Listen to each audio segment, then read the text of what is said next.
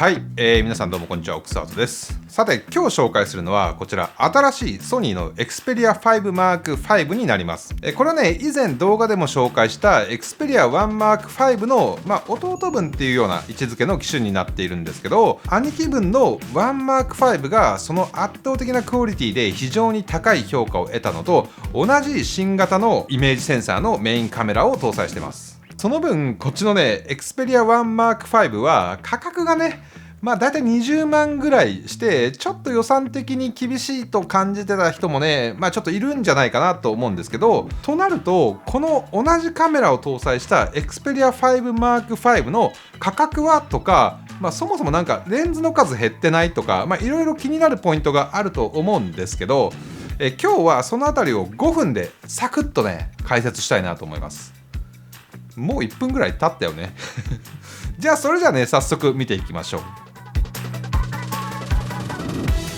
前のモデルとの、基本スペックの進化ポイントっていうのが、次のようになってます。時間がないんで気になる方はね、一時停止してじっくり比較してみてください。CPU はスナップドラゴン8の Gen2 と、1 Mark V と同じ最新世代のものになってます。でサイズ感としては本当ね、こう片手で操作しやすく、また熱に対してもねかなり強くなってます。もちろんねバッテリー容量っていうのも本当ね申し分ない量が搭載されていると思います。でこのね 5M5 のメインカメラの一体何がそこまですごいのかと、ここちょっとね少し詳しくお伝えすると、これまでのスマートフォンやミラーレスカメラで使われてきた裏面照射型のセンサーより多く光を取り込むことができるセンサーを搭載してます。でその結果ダイナミックレンジがより広くなって、暗所でもすごくねノイズが少ない綺麗な写真や動画を撮影することができます。物理的なセンサーサイズも約 1.7 倍と前のねモデルから大型化しているので、 5M4 から一気に取り込める光の量はこれね3倍にもなってます。これがどのぐらいすごいのかっていうと、特定条件下の静止画でダイナミックレンジやノイズ耐性がフルサイズセンサー並みであると。これはね僕の個人的な感想ではなくて、実際にソニーさんがアルファと比較してテストを実施して、そう言ってるので、これはね間違いないと思います。なので前のモデルと比較すると、特にね夜の撮影では圧倒的なね差が感じられるんじゃないかなと思います。でね、やっぱり気になるのはカメラが1つ減っていて、そこは前のモデルからダウングレードしてるんじゃないのって思うかもしれないんですけど、実はねこれ違うんですよ。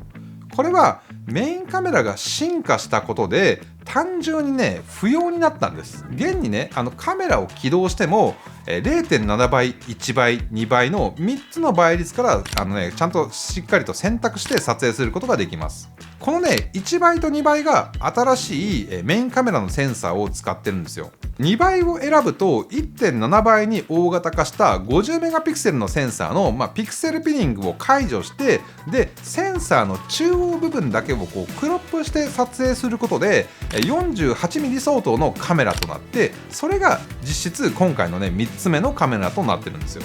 しかも画質面では前のモデルの望遠カメラのセンサーが 3.5 分の1インチだったっていうこともあって、これねクロップしても新しいセンサーでは画質が実は向上してます。ただしこの2倍のカメラでは一部ね他のカメラではできるスローモーションの動画撮影だったりだとか、あとねフレームレートも 4K120p ではなくて 4K60p までとそこはなってます。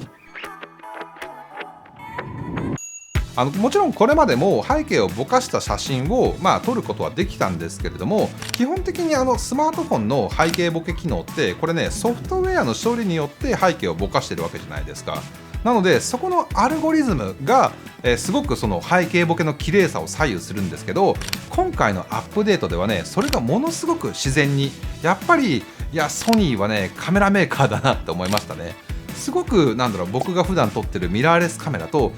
近しいような自然な、ボケ感のある写真を撮ることができるようになりました。しかもね、ソフトウェア制御してるんで結構ね明暗の差がないとやっぱりねその背景ボケ機能を使うことができないケースもあったんですけど、今回からチューブや問わず背景ボケを使った写真を撮ることができるようになりました。でちなみにこっちのね Xperia One Mark V の方にも今回アップグレードされたボケ機能っていうのがね今後アップデートで対応していく予定だそうです。であとはクリエイティブルックも搭載されているので本当自分の好みの色で撮影することもできるので、いや本当ねかなり僕が普段使っている α といよいよ遜色なくなってきたなっていう感じがねすごくしました。でもちろんねこれで撮る動画もめちゃくちゃ綺麗で、今ねご覧いただいているのは僕がね Xperia One Mark V の方で撮影したものなんですけど、ただこれと同じセンサーを搭載しているので全くね同じ動画がこれでも撮れます。でこれ撮影時に S シネトーン4モバイルっていう、色味を使用して撮ったんですけど、どうです？めちゃくちゃ綺麗でしょ？ちなみにこの動画は、こっちのね 5M5 の方にプリインストールされているので、ぜひね手に入れたっていう方はじっくり見てほしいなというふうに思います。で作例ではね 4K120p のスローモーションを、結構使ってるんですけど、5M5 からはビデオプロではなくフォトプロのベーシックモードでも 120p やスローモーションの撮影ができるようになったので、よりねこれ気軽にスローで、クリエイティブな撮影動画っていうのが、楽しめるんじゃないかなと思います。新しくビデオクリエイターっていう動画編集アプリがプリインストールされたので 120p でね撮影した動画の編集にもそちらの方は対応してます。スマホのね動画編集ソフトで、120p に対応しているものが、そこまでね多くないのでスローモーションを使った映像を撮影後すぐにね編集して SNS にアップロードすることもできます。もう5分経ってるよね。もう5分になって無理ですよ。もうこんだけ進化したポイントがあれば、しかもねほぼまだこれカメラの話しか僕してないですからね。まだ細かい部分の進化っていうのも、見ればいろいろとあるので、ぜひね公式情報の方を追っていただければなというふうに思います。で僕はこのね Xperia One Mark V と 5M V、両方使ってみた、カメラマン視点から言えばカメラ性能を重視する方は正直ねもうどちらを選んでも全く遜色ないと思います。カメラやビデオ撮影機能の、細かい部分を見ても Xperia はね本当にこれはクリエイターの方を向いている、